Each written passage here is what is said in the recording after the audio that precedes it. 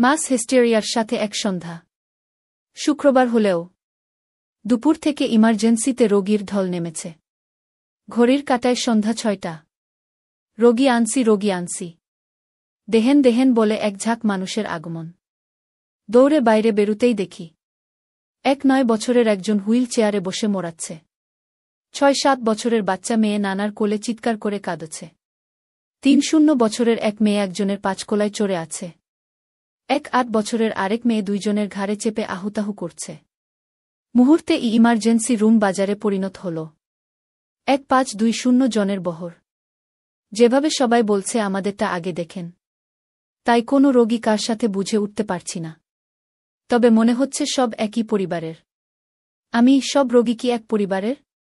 Emergency রুমের ভেতর থেকে একদল বলল, হ্যাঁ এক পরিবারের গু। আমি কনফিউজড, ৪ জন একই পরিবারের। কয়েকবার জিজ্ঞেস করে শিওর হলাম হুইল চেয়ারের মেয়ে আলাদা, বাকি ৩ জন মেয়ে একই পরিবারের। এর মধ্যে হুইল চেয়ারের মেয়ে হুক্কাহুয়া ভঙ্গিতে মুখটা আকাশের দিকে তুলে দিয়ে পিঠটাকে ধনুকের মতো বাঁকিয়ে হরর মুভির পসেসড সোল এর মতো চেয়ার থেকে উঠে যাচ্ছে, কেউ ধরে রাখতে পারছে না।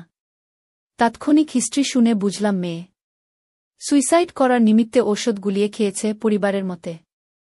এর মধ্যে লাগ অফ ওয়ার এর মতো ২ দল রশি টানাটানি করছে। আমাদের রোগী সিরিয়াস বেশি, আমাদেরটা আগে দেখেন। আমি ট্রায়াজ নীতিতে এগুলাম। মেয়ে যেভাবে পসেসড আত্মার মতো হুইল চেয়ার থেকে উড়ে যেতে চাইছে, স্পষ্টতই বোঝা যাচ্ছে ফ্কোরের রোগী অতি দ্রুত হুইল চেয়ারের কনজুরিংকে বিদায় না করলে আমাকে ডানান হয়ে যেতে হবে। তাই গম্ভীর হয়ে বললাম, এটা জরুরি, বেশি সিরিয়াস, এটা আগে দেখতে হবে। জীবন মরণ সমস্যা। মেয়ের পালস চেক করার সামনে যেতে না যেতেই সে ২ হাতে আমার হাত টেনে ধরল। পাশ থেকে ২ জন তার হাত ছাড়িয়ে নিল। আমি লোকাল থেকে ভোকাল হয়ে মৃদু ঝাড়ি দিয়ে কহিলাম, দেখি, পালস দেখতে হবে। পালস দেখতে দেখতে বললাম, মেলা সিরিয়াস, একে তো এখনই বড় হাসপাতালে নিতে হবে। মেয়েকে ৪-৫ জনে ধরে রাখতে পারছে না। এর মধ্যে আরেক রোগীর দল পারলে আমাকে ভস্ম করে দেয়, কেন এখনও তার রোগী দেখছি না। কনজুরিং পার্ট শেষ করে একই পরিবারের ৩ জনের কি হয়েছে জানতে চাইলাম। বেডে শোয়া ৩-০ বছরের মেয়ে কহিল, সন্ধ্যায় ভাত খাইছি, ভাত খাওয়ার পর থেকে শরীর হাত পা কাঁপে, জলে মাথা ঘুরাচ্ছে, কেমন লাগে, অবশ হয়ে যাইতেছে সব। আমার মেয়েটা রে দেখেন গু।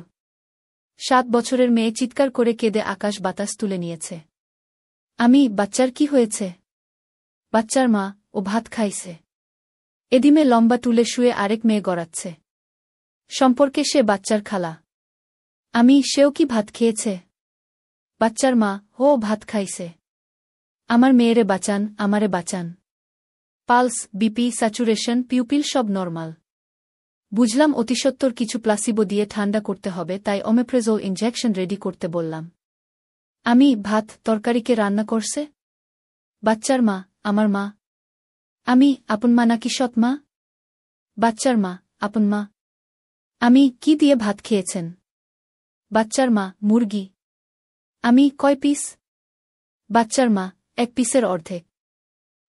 বাকিরাক পিস খেয়েছে? বাচ্চা মেয়ে কান্না থামিয়ে বলল, আমি আধা টুকরা খাইছি। আমার হাত পা ঝিমঝিম করছে, শরীর জ্বলতেছে। আমার মেয়েরে দেখেন, আমারে দেখেন গু। বাচ্চার মার টেপ রেকর্ডার বাজিয়ে চলছে। রান্না করছে আপনার মা, উনি তো আর আপনাকে বিষ দিবে না, আপনি শান্ত হন। আপনি মরবেন না। মাকে ইনজেকশন দিতে দিতে দেখলাম বাচ্চা মেয়ে খেলতে খেলতে বাইরে চলে গেল। ওকে ধরে আনালাম। বাচ্চা স্বাভাবিক হয়ে আসছে, চোখে পানি নিয়ে হাসাতেছে। বাচ্চার মামা এসেছে, মেয়ে তার ভাইয়ের হাত ধরে ডাইং ডেক্লারেশন দিচ্ছে। আমার মেয়েরে তুই দেখিস, আমি আর বেশিক্ষণ নাই রে, হাত পা ঝিমঝিম করে, আমার মেয়েরে ঠিকমতো রাখিস, ওরে দেখে শুনে রাখিস, আর বাচুম না ঘু। আপনার মা আপনাকে বিষ দেয়নি, কাজেই আপনি মরবেন না, শান্ত থাকেন। বাচ্চার মা, ম্যাডাম একটা ভুল কথা বলছি। রান্নাটা আমিই করছি। নিজে নিশ্চয়ই বিষ দেননি। রুমে থাকা পরিবারের অন্যান্য সদস্যরা বলল, ভাত মুরগি তো আমরাও খাইছি, আমাদের তো কিছু হয়নি। রমণী, আমি রাইন্ধা বাইরে গেছিলাম। বাড়ির সবাই দুপুরে খাইছে। আমার মেয়ে আর বইন একটু আগে বাইরে থেকে এসে খাইছি, আপনি বুঝবেন না ম্যাডাম, তার ধারণা তাকে কেউ মেরে ফেলতে চেয়েছে। ইতিমধ্যে বড় বোনকে ইনজেকশন দিতে দেখে ছোট বোন অর্ধশোয়া অবস্থায় বলল, আমার ইনজেকশন লাগবে না, একটু একটু ভালো লাগতেছে, ইনাকে অ্যান্টাসিড দিলাম খেতে। বাচ্চা মেয়ে স্বাভাবিক। আমি, কি রে তুই কাঁদলি কেন? তোর কি অসুবিধা? বাচ্চা, আমার মা কাঁদতেছে, আমি কান্দুম না। ভাত খাইয়া মা অসুস্থ হইছে, তাই আমিও অসুস্থ। আমি, তোমার বাবার নাম কি? 7 বছরের মেয়ে, বাবার নাম জানি না। একটি কথাতেই বুঝে নিলাম ফ্যামিলি ডিসহারমনি আছে, মা আর মেয়ে নানা বাড়িতে থাকে। 3 জনের মাস হিস্টেরিয়া মাস সাইকোজেনিক ইলনেসের লক্ষণ, শুরুটা করেছে বাচ্চার মা। প্লাসিবো থিওরিতে 1 ঘন্টার মধ্যে সব শান্ত।